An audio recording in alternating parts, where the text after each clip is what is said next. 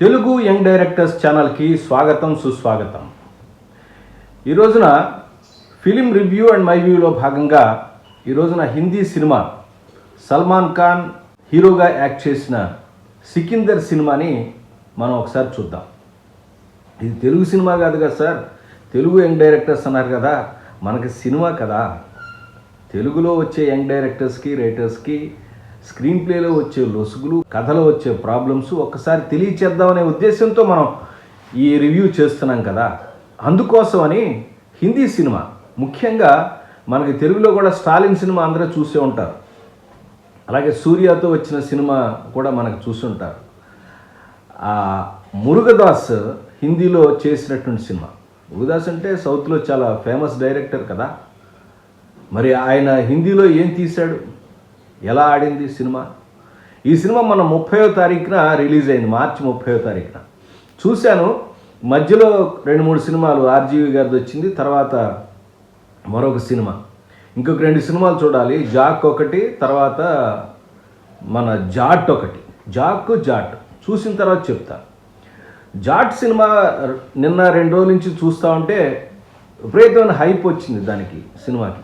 ఆ సినిమా కూడా మన తెలుగు డైరెక్టరు గోపీచంద్ మల్లేని డైరెక్ట్ చేశారు. దాదాపుగా 10 రోజుల గ్యాప్లో, అంటే ఒక 10 రోజుల గ్యాప్లోనే 30వ తారీఖు ఈ సినిమా వస్తే 10వ తారీఖు ఇవాళ ఈ సినిమా రిలీజ్ అయింది. సో ఈ 2 సినిమాల్లో ఒకటేమో అద్భుతమైనటువంటి అప్లాజ్ ప్రేక్షకులకు ఎందుకు తీసుకొచ్చింది, ఒకటేమో డిసాస్టర్ ఎందుకు అయింది అనే ఒకటి కంపారిజన్ కూడా ఒక వీడియో చేస్తాను. అది అయితే జాట్ చేసిన తర్వాత చేస్తాను. అందుకోసమని ఈ సినిమాని పరిచయం చేస్తే మీరు కూడా వీలైతే చూస్తారని, సినిమాల్లో చూడటానికి ప్రయత్నిస్తే తెలుసుకోవడానికి ఉపయోగపడుతుందనే ఉద్దేశంతో ఈ రివ్యూని తీసుకున్నాను. హిందీ సినిమా అయినప్పటికీ కూడా మనకి సౌత్ నుంచి వచ్చిన డైరెక్టర్లు ఈ రోజున హిందీలోకి వెళ్ళి అద్భుతమైనటువంటి సినిమాలను తీస్తున్నారు. మనం అట్లీ చూసాం, జవాన్ సినిమాని షారూఖ్ ఖాన్కి ఎట్లాంటి హిట్ ఇచ్చాడు. అలాగే ఇక్కడ కూడా ఈయన మురుగదాస్ ఇచ్చాడా అంటే పాపం ఆశపడ్డాడు ఆయన కూడా, సౌత్ డైరెక్టర్తో చేస్తే అద్భుతంగా ఉంటుందని. ఏ డైరెక్టర్ అయినప్పటికీ కూడా మనం చూసుకోవాల్సింది కథా స్క్రీన్ ప్లే. అది మంచి స్క్రిప్ట్ దొరికితే, మంచి పాత్ర దొరికితే, పాత్రకు తగ్గటువంటి పరిచయాలు దొరికితే, ఆ పాత్రకు తగ్గ ఎలివేషన్స్ దొరికితే, ఆ పాత్రకు తగ్గ స్టార్టింగ్ దొరికితే, ఆ పాత్ర యొక్క ప్రయాణానికి తగ్గ సీన్స్ దొరికితే, ఆ పాత్రను కనుక ప్రాపర్గా ఎండింగ్ చేసినట్టయితే అద్భుతంగా సినిమా ఆడతాయి. ప్రధానంగా ఇదే లోపం. ఏం జరిగింది సినిమాలో, అసలు ఎట్లా ఉంది ఈ సినిమా అనే విషయాలు మనం తెలుసుకుందాం.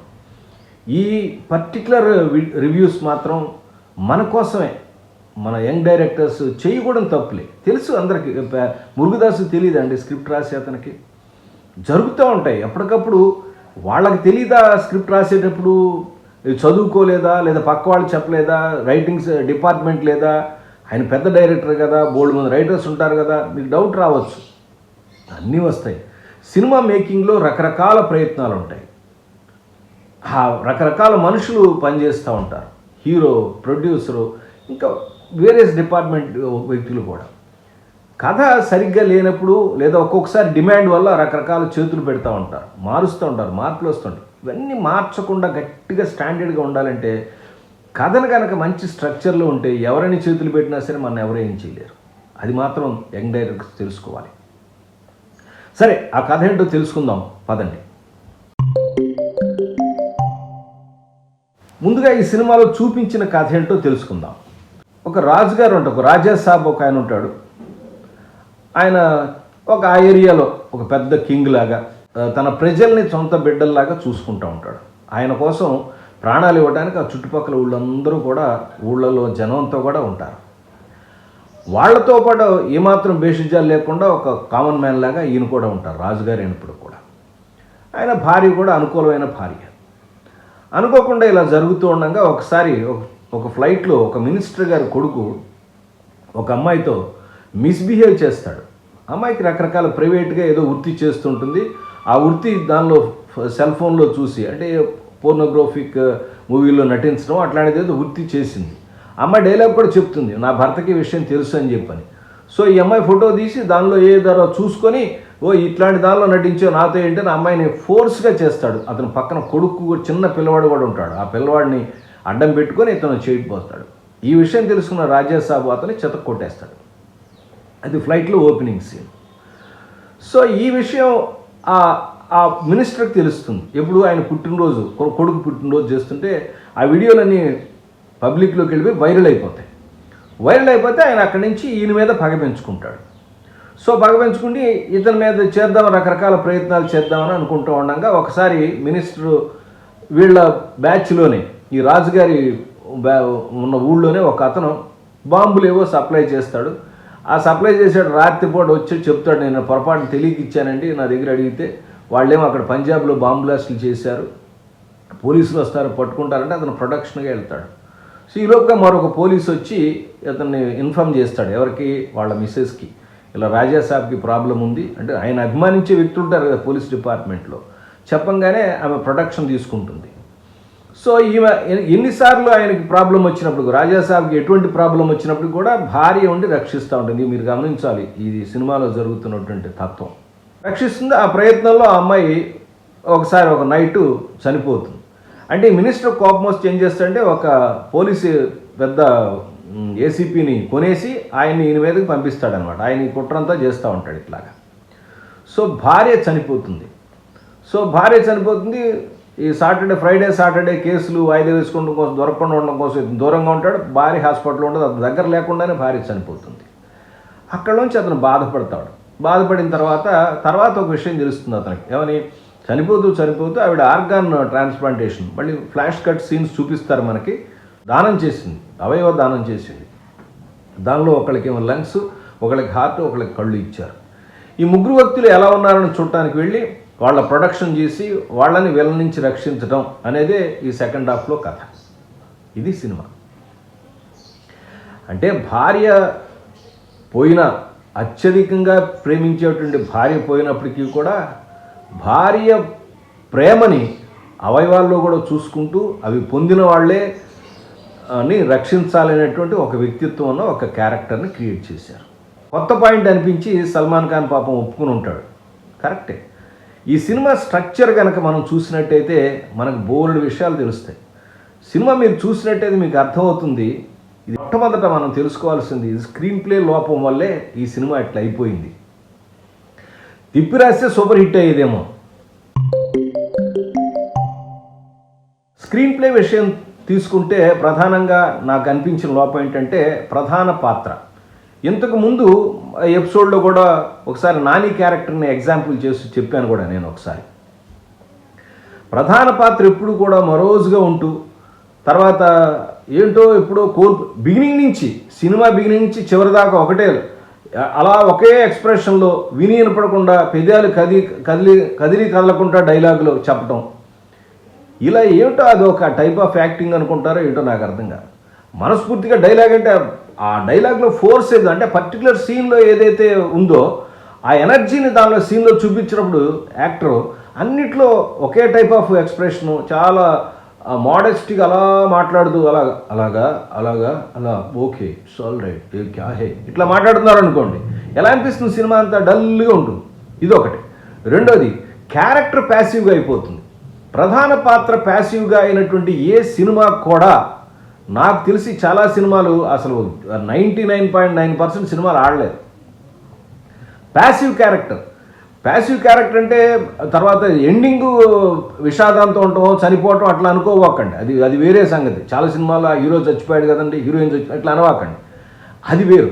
ప్యాసివ్ క్యారెక్టర్ అంటే యాక్షన్ని, సినిమాలో ఉండే యాక్షన్ని తను హ్యాండ్లో తీసుకోకుండా వేరే వాళ్ళ మీద డిపెండ్ అయిపోవటం. చాలా సింపుల్గా మీకు అర్థమయ్యే భాషలో చెప్తాను మీకు నేను. మీరు మీ అబ్బాయి ఇంట్లో చిన్న పిల్లవాడు ఎవడే ఉన్నాడు, ఆ కుర్రవాడి యొక్క హోంవర్క్ ఉంది, మీరు ప్రతిరోజు మీరు హోంవర్క్ చేసేస్తున్నారు అనుకోండి, అతని హోంవర్క్ మీరే చూసేసి బుక్లో మీరే చేసేసి పంపిస్తున్నాడు, అతను బ్రహ్మాండం. అతని ఎగ్జామినేషన్లో కనీసం పాస్ మార్కులను తెచ్చుకోగలుగుతాడా? ఇదే కదా సినిమాలో కూడా అంతే. హీరో చేయాల్సిన పని హీరో చేయకుండా పక్క క్యారెక్టర్తో చేయించాలని ప్రయత్నించాడు అనుకో డైరెక్టరు, ఆయన ప్యాసివ్ అయిపోతాడు. హీరో ఏదైనా కష్టం వస్తే తానే ఎదుర్కొని దాని నుంచి, హీరోయిన్ కంగారు పడుతుంది కానీ దానిలోంచి వీరుల్లాగా గెలిచి బయటికి రావాలి. అది కదా హీరోయిజం అంటే. సో హీరోకి పోలీసులు ఇంటికి వచ్చేసరికి హీరోయిన్ మాట్లాడుతుందన్నమాట. ఇదేంటో కొత్త అనుకున్నాడేమో ఆయన. ఆల్రెడీ రాజాసాబ్ పోలీస్ స్టేషన్కి వెళ్ళిపోయాడు కదా అని ఆయన చెప్తుంది. అనగానే మీరు వెళ్ళటానికి వచ్చినటువంటి కారు కూడా చాలా ఇబ్బంది పడుతుంది అంటే బయటకు వచ్చారు, ఊళ్ళో వాళ్ళ పార్టీలు తీసి పీకేసి ఉంటారు కారు. సో వీళ్ళ కారులో పోలీస్ స్టేషన్ పంపిస్తున్నాడు. అక్కడికి వెళ్ళేసి పెద్ద పెద్ద ఆఫీసర్లు డీజీపీలు అందరూ కూడా పెద్ద పంచాయతీ, ఏమయ్యా రాజుగారిని వెళ్ళే ముందు రాజాగారి దగ్గర వెళ్ళే ముందు నాకు చెప్పొద్దని వాళ్ళు పంచాయతీ పీకుతారు. అంటే ఆయన యొక్క ఎలివేషన్, ఆయన యొక్క గొప్పతనం చూపించడం కోసం ఈ సీన్ పెట్టారు. ఆ తర్వాత ఒక సీన్ వస్తుంది రాత్రిపూట. వీళ్ళు ఒకసారి బర్త్డే అయిపోయిన తర్వాత వెళ్తూ ఉంటే, ఇదే ప్యాసివ్ అంటే మీకు అర్థం అవటం కోసం చెప్తున్నాను పర్టికులర్గా. ఇలాంటి సీను మీరు శివాలో కూడా చూడొచ్చు. చెప్తాను, సీన్ చెప్పిన తర్వాత మీకు అర్థమవుతుంది. సో మీకు రాజా గారికి ఇట్లా మీరిద్దరు వెళ్తున్నారంటే రాజా గారి మీద కొంతమంది గుండాలు అటాక్ చేద్దాం అనుకుంటున్నారు, ప్రమాదం ఉంది, మీరు దయచేసి వెళ్ళొద్దని ఒక పోలీసు ఒక కానిస్టేబుల్ లాంటి వ్యక్తి ఈమెకు ఫోన్ చేస్తాడు రాణి గారికి. చేయగానే ఇంకా ఆవిడ టెన్షన్ పడుతూ మధ్యలో ఇక్కడ ఫోన్లోంచి ఆవిడంతా మేనేజ్ చేస్తుండే జనాలందరినీ కూడా. సరే ఒక చోటకి వెళ్ళేసరికి రైల్వే ట్రాక్ లెవెల్ క్రాసింగ్ ఉంటుంది కదా, అక్కడ గేట్ వేస్తారు. ఏం కానీ కారు ఆగుతుంది. అనగానే అక్కడ ఎదుర్కొంటూ ఒక అరడజన కార్లు వస్తే దానిలోంచి గుండాలు దిగుతారు. తీసి పిచ్చ ఫైట్ అలా ఇలా చేయాలి. ఆవిడ పడుకుంటూ నిద్రపోతుంది, నిద్ర డిస్టర్బ్ కాకూడదని వీరోచితంగా పోరాడతాడు. అయితే అంత పోరాటం ఎందుకు నీళ్ళలో కలిసిపోయిందంటే, కలిసిపోయిన తర్వాత ట్రైన్ వస్తుంది. ట్రైన్ వచ్చింది, అలా చూడంగానే కొట్టేవాళ్ళు ఒకసారిగా షాక్ తింటారు. షాక్ తిని కొట్టం మానేసి వెనక్కి పారిపోతారు. ఏంటంటే ఈవిడ ఫోన్లో మేనేజ్ చేసి వేరే ఊళ్ళో ఉన్నటువంటి ఈయన సపోర్టర్స్ ఎవరైతే ఉంటారో జనాలను పిలిపించింది అనమాట. వాళ్ళని చూసి వీళ్ళు పారిపోయారు. అంటే హీరో కొడితే పారిపోలేదా వీళ్ళు? ప్యాసివ్ అయిపోయి. ఇలాగా ఏ ప్రాబ్లం వచ్చినా సరే హీరోయిన్ రక్షిస్తూ ఉంటుంది. ఏమంటే హీరోయిన్ రక్షిస్తాడా? హీరోయిన్ ఎవరి కథ అండి ఇది? రాజాసాబ్ కథ అని పెట్టినప్పుడు అందులో పోనీ ఆవిడ కథ చెప్తారనుకుంటే ఆవిడ మధ్యలో లేపేస్తాయి, చంపేస్తాయి. ఈ సీన్ తర్వాత ఆవిడ చనిపోతుంది. అది ప్యాసివ్ క్యారెక్టర్, బిగినింగ్ నుంచి చివరి దాకా అట్లాగే ఉంటుంది. ఇల్లాజికల్ థింగ్స్ అంటే లాజిక్ సినిమాకి ఎతుకుతారా, సినిమాకి లాజిక్లు ఉంటాయా అని నన్ను ప్రశ్నించవచ్చు. సినిమాకి ఉండకపోవచ్చు కాక కథకి కంటిన్యూటీ ఉండాలిగా. మీరు ఒక ఊరు వెళ్ళారండి, మీరు ఇక్కడ ఈ ఊళ్ళో శత్రుత్వం ఉంది, మీ ఊళ్ళో ఏదో గొడవలు జరిగినాయి, చాలా పెద్ద గొడవలు జరిగినాయి, పెద్ద వ్యక్తితో ఊళ్ళో ప్రెసిడెంట్తో పక్కన మినిస్టర్ గారితో గొడవ జరిగింది. ఆ తర్వాత మీరు హైదరాబాదు మరో ఊరు వెళ్ళారు. అంటే ఈ గొడవకు సంబంధించి వెళ్తారా మీరు? వేరే పనులు ఉండవా మీకు? ఇది విచిత్రంగా ఉంటుంది. ఆ ఊరు అక్కడ ఎదుగుతూ ఉంటాడు, అక్కడ ఎదుగుతూ ఉంటే ఆ ఊళ్ళోనే ఉంటాడు.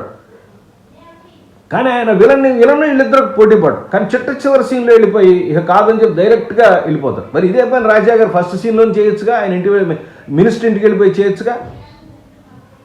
ఇలాంటి ఇల్లాజికల్ థింగ్స్ ఎట్లా పడితే అట్లా స్క్రీన్ ప్లే రాసేశారు. ఇది ఒక పెద్ద ప్రాబ్లం. ఇందాక మీకు ఒక విషయం చెప్తూ శివ సినిమాలో కూడా చూడండి, హీరోయిన్ని కిడ్నాప్ చేసినప్పుడు వీళ్ళందరూ అక్కడ ఉంటారు. కట్ చేస్తే అవతల పక్క గేట్ తీయంగానే హీరో ఉంటాడు. హీరో వచ్చి అతనితో డైలాగ్ చెప్తాడు, ఏమని, మీ మీద నాకు ఎటువంటి ఇది లేదు, మిమ్మల్ని నేను ఇక్కడే చేయగలను, ఒకవేళ పోయినా నాకు అభ్యంతరం ఇది కూడా చాలా అని ఒక డైలాగ్తో వార్నింగ్ ఇస్తాడు. ధన్మన్ అక్కడి నుంచి వాళ్ళు వెనక్కి వెళ్ళిపోతారు. అది హీరో చేసే పని. మీరు అర్థమైందండి? నిన్నే అనుకున్నాం రామ్ గోపాల్ వర్మ డైరెక్షన్ గురించి, మరి అంత అద్భుతంగా తీశాడు. ఆ సీన్ ఇన్స్పిరేషన్గా తీసుంటారు. ఇట్లా చాలా సినిమాలు ఇన్స్పిరేషన్ ఉంది దీనిలో. ఒక రకంగా చెప్పాలంటే ముగ్గురు అమ్మాయిలను రక్షించడానికి మన బాలకృష్ణ గారు ఒక ఊరు వచ్చి ప్రయత్నం చేస్తుండే. మీకు తన సొంత చెల్లెళ్ళుగా తీసుకుని వాళ్ళకి కావాల్సినవి తీసుకొచ్చి ఆ ఇంటికి అండగా నిలబెడుతూ ఉంటాడు. మీకు సినిమా గమనించారనుకుంటా చెప్పంగానే. అదే సమరసింహారెడ్డి. ఆ సమరసింహారెడ్డి క్యారెక్టర్ ఎందుకు అట్లా వచ్చింది, ఏంటి వచ్చింది అని దాన్ని నాన్ లీనియర్లో చెప్పుకుంటూ వెళ్ళేసరికి విజయేంద్ర ప్రసాద్ గారు అద్భుతమైన కథను అల్లారు. అది ఏ కథ నుంచి తీసుకొచ్చారు, భాష నుంచి తీసుకొచ్చారా, తమిళ భాషనా తెలుగు భాషనా అనద్దు, ఎక్కడ తీసినప్పటికీ కూడా మళ్ళీ కథని కొత్త రకంగా చెప్తానికి ప్రయత్నించారు. ఇదే ఇక్కడ వచ్చింది. అక్కడ నాన్ లీనియర్గా కథ చెప్పడం వలన చాలా అద్భుతమైనటువంటి ఇంట్రెస్ట్ కలిగింది ఆ క్యారెక్టర్ మీద. ఎందుకు అట్లా క్యారెక్టర్ బిహేవ్ చేస్తుంది, ఒకవేళ ఈ క్యారెక్టర్ ఫలానా క్యారెక్టరు అనే విషయం తెలిస్తే ఆ ముగ్గురు చెల్లికి ఏమవుతుందో దానిలో ఇంట్రెస్ట్ క్రియేట్ అవుతుంది. ఇక్కడ అన్నెసరీగా అనమాట విలన్కి హీరోకి కాన్ఫ్లిక్ట్ డైరెక్ట్గా ఉండదు. డైరెక్ట్ లేకపోతే ఎట్లాగా? ప్రధాన పాత్రకి ఎప్పుడైనా సరే డైరెక్ట్ అటాక్ ఉండాలి, డైరెక్ట్ నష్టం ఉండాలి, ఆ నష్టం కష్టం ఉండాలి, ఆ కష్టం నుంచి బయటపడాలి. ఇది ఈ సినిమాలో ఉన్న ప్రధానమైనటువంటి. ఇంకా చాలా ఉన్నాయి. సినిమా సెకండ్ హాఫ్ అంతా ఏం లేదు, సెకండ్ హాఫ్ ఎపిసోడిక్గా ఉండటం. సినిమా అంతా ఎపిసోడ్ ముక్కలు ఏ ఎపిసోడ్కి ఆ ఎపిసోడ్, ఒక ఎపిసోడ్. ముగ్గురిని రక్షిస్తూ ఉంటాడు. దాని నుంచి ఒక విలన్తో ఏదైనా ఒక ప్రాబ్లం క్రియేట్ చేశాడు, దాని నుంచి ఒక పీక్ తీసుకెళ్తాడేమో అనుకుంటాం. కాదు, అది అక్కడ అడ్డం చేసేసి వాడు ఇంకో దాన్ని పట్టుకుంటాడు. ఏది సరైనటువంటి ప్రాపగేషన్ లేకపోవకుండా, ఒక థ్రెడ్ లేకుండా, క్యారెక్టర్కి ఒక ప్రాపర్ ఆర్క్ లేకుండా, అంటే డెవలప్మెంట్, దీని తర్వాత ఇది ఇలా ఒకదాని ఛేదించుకుంటా ముందుకెళ్ళాడు అనేటువంటి ఒక ప్రోగ్రెషన్ లేకుండా, క్యారెక్టర్ ఆర్క్ లేకుండా, క్యారెక్టర్కి ఒక బిగినింగ్ మిడిల్ ఎండ్ లేకుండా, ఇష్టానికి స్క్రీన్ ప్లే, విజువల్స్ బ్రహ్మాండంగా ఉంటాయి, చాలా రిచ్ విజువల్స్ ఉంటాయి, కెమెరా వర్క్, మ్యూజిక్, పాటలు ఇట్లా వచ్చేస్తూ ఉంటారు. ప్రధాన పాత్ర నీరసంగా ఉండటం, తర్వాత ప్యాసివ్ క్యారెక్టర్ అయిపోవటం, అన్నీ డిపెండెంట్ అయిపోవటం. మీరు ఇంకో క్యారెక్టర్ కూడా నేను ఎగ్జాంపుల్ చెప్తాను. మీరు అత్తారింటి దారేదిలో ఈయన పవన్ కళ్యాణ్ ఉంటే ఆయన పక్కన ఒక బ్యాచ్ ఉంటుంటారు, ఇలా చెప్పంగానే అన్ని పనులు చేసేస్తుంటారు. సేమ్ ప్యాటర్న్ అది దీనిలో కానీ రాజాసాబ్లో కూడా. అక్కడ దానిలో ఎంఎస్ నారాయణ గారు ఇంకా మిగతా వాళ్ళు ఆలీ ఇట్లా కామెడీ అంతా కూడా పెట్టారు సినిమాలో. చాలా అట్రాక్టివ్గా ఉంటుంది ఆ సినిమా. ఈయన కూడా అదే సినిమా, అక్కడ ఆ కోటీశ్వరుడు ఎట్లాగో మల్టీ మిలియనర్ ఎట్లాగో ఈయన కూడా అట్లాగే. మరి ఏ సినిమా నుంచి ఇట్లా చెప్పుకుంటా పోతే ఈ సినిమాలో బోలుడు లక్షణాలు మనకు కనపడుతూ ఉంటాయి. ఆ రాజాసాబ్ చేసే కార్యక్రమాలు ఆయన వెనకాల ఒక 60 మంది ఉండటం, ఈ ప్యాటర్న్ అంతా కూడా. పోలీసు వస్తే పోలీసుని డబ్బులు పెట్టి కొనేసేయటం, ఇది కావాలంటే నాకు ఇది కావాలని అంటాం, ఇది కొనేసేయటం, అది కొనేయటం, తర్వాత ట్యాక్సీ వాడికి 10 లక్షలు ఇచ్చేసేయటం, ఇట్లా ఏది పడితే అది ఇన్స్పైర్ అయ్యి ఆ సినిమాల నుంచి ఇన్స్పైర్ అయ్యి తీశారనుకుంటాను. నేను ఇప్పుడే చెప్తుంటాను, మన సినిమాలు కూడా వేరే వాళ్ళు చూస్తుంటారు, కాపీ కొడుతుంటారు. మనం అనుకుంటాం తెలుగువాడు ఆ సినిమాలోంచి కుట్టాడు, ఈ సినిమాలోంచి కుట్టాడు. కాదండి, మన సినిమాలు కూడా చూసి వాళ్ళకి కావాల్సింది కాపీ కొడతారు. కాకపోతే కొంతమంది తెలివిగా కొట్టి దొరకరు, కొంత ఇలా దొరికిపోతూ ఉంటారు, అంతే తేడా. ఇంకా సినిమాలో చూడటానికి వచ్చేది ఏముంది అని అంటే, ఇక ఫైట్లే 4 ఫైట్లు ఉంటాయి, పాటలు 2 పాటలు, తర్వాత క్యారెక్టర్స్ ఎలా చేశారు. పాపం సల్మాన్ ఖాన్ రెచ్చిపోయి చేయడానికి కానీ, అతని యొక్క యాక్టింగ్ స్టైల్ కానీ, అతను డైలాగ్ చెప్పే విధానం కానీ, లేదా అతను ఫైట్స్ కానీ, ఆ పద్ధతి కానీ ఏదైతే ఉందో, అంటే మనం ఇదివరకు దబాంగ్ సినిమాలో చూసాం, అంత ఆ క్యారెక్టర్ ఆ టైప్ ఆఫ్ అంటే ఆ టైం అంటే ఒక హీరోకి ఒక type of particular fan base ఉంటుంది. ఆ ఫ్యాన్ బేస్ని మనం ఎప్పుడూ కూడా మర్చిపోకూడదు, ఎందుకంటే ఫస్ట్ టికెట్ ఉండేది వాళ్ళే. దానిలో చూసుకుంటూ అతనిలో ఉన్న ఎనర్జీని బయటికి తీసుకొస్తూ కొత్తది ఏదైనా చెప్పగలవా అనేదే కథా రచయితలు, దర్శకులు ఆలోచించవలసి ఉంటుంది. స్టార్స్తో సినిమా తీసినప్పుడు కొత్త వాళ్ళతో లేదా ఎక్స్పెరిమెంట్ చేస్తున్నప్పుడు పర్వాలేదు, ఎక్స్పెరిమెంట్ కథల్లో. ఇది ఎక్స్పెరిమెంట్ కథ కాదు కదా, కమర్షియల్, ఫక్త్ కమర్షియల్ సినిమా. కమర్షియల్ సినిమా అంటే వాడు ఎంతవరకు చేయగలుగుతాడు, మ్యాక్సిమం కమర్షియల్ ఎంటర్టైన్మెంట్ ఎలా ఇవ్వగలడు అనేది ఆలోచించాలి కథలో. తీసుకునే ప్రధానంగా ఫ్యాన్ బేస్ని కూడా తీసుకోవాలి, అతని యొక్క బాడీ యొక్క లాంగ్వేజ్ని తీసుకోవాలి, అతని డైలాగ్ డెలివరీని తీసుకోవాలి. ఇక్కడ ఏమీ అలా కనపడదు, ఏదో ఒక టైప్ ఆఫ్ యాక్టింగ్ చేసుకుంటే వెళ్ళిపోయాడు ఆయన. రష్మిక బాగానే ఉంది. రెండోది, వీళ్ళు ఇంకా బాలీవుడ్ జనాలు ఇంకా మారినట్లేరు అనిపించింది. ఇప్పుడు మారుతున్న పరిస్థితులు, సామాజిక పరిస్థితులను అర్థం చేసుకోవాలి వాళ్ళు. ఇంకా హీరోయిన్ రాణి గారు అంటుంటారు ఎక్కడ బొట్టు ఉండదు. ఇదేంటి సార్ మీరు బొట్టు మీరు పెట్టుకున్నారని ఉండాలని అనవాకండి.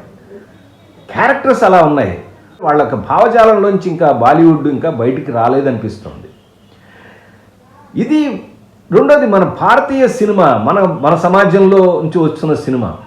పర్టికులర్గా రాజాసాబ్ నిలబడ్డప్పుడు అచనగా 1000 మంది జనం ఉన్నప్పుడు, అవన్నీ సమరసింహారెడ్డి, బాలకృష్ణ సినిమాల్లో మనం చాలాసార్లు చూసిన విజువల్స్. సౌత్లో మనకి బాగా అలవాటైనటువంటి విజువల్స్ ఏమున్నాయో వాళ్ళు నార్త్లో మన డైరెక్టర్ వెళ్ళి అక్కడ ఎక్స్పెరిమెంట్లు చేస్తున్నారు.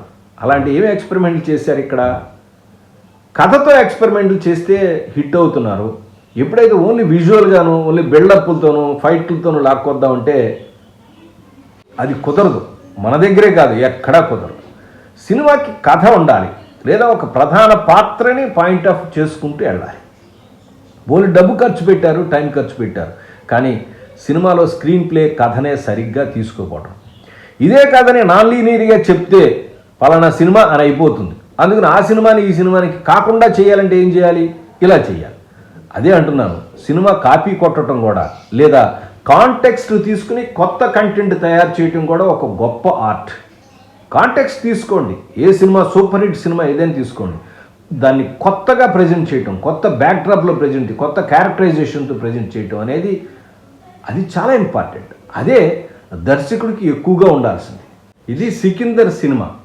జాట్ సినిమాకి సికిందర్ సినిమాకి కంపారిజన్ కూడా నేను చేస్తానని చెప్పాను కదా, చూస్తాను. జాట్ సినిమా చూడాలి, ఇంకా చూడలేదు.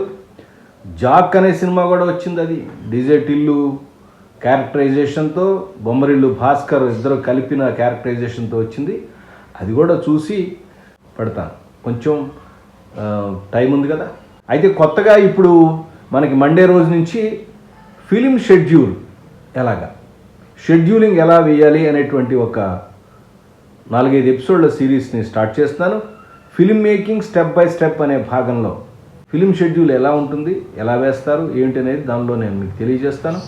ఆ ఎపిసోడ్లను చూడటమే కాదు, నేర్చుకొని మీ ప్రయత్నాన్ని మీరు చేస్తూ ఉండండి. మీకు ఎటువంటి ఎపిసోడ్లు కావాలో నాకు కామెంట్లో చెప్పండి. తప్పకుండా వీడియోను లైక్ చేయండి, షేర్ చేయండి. మరొక కొత్త ఎపిసోడ్తో మళ్ళీ కలుస్తాను. అప్పటిదాకా నమస్కారం.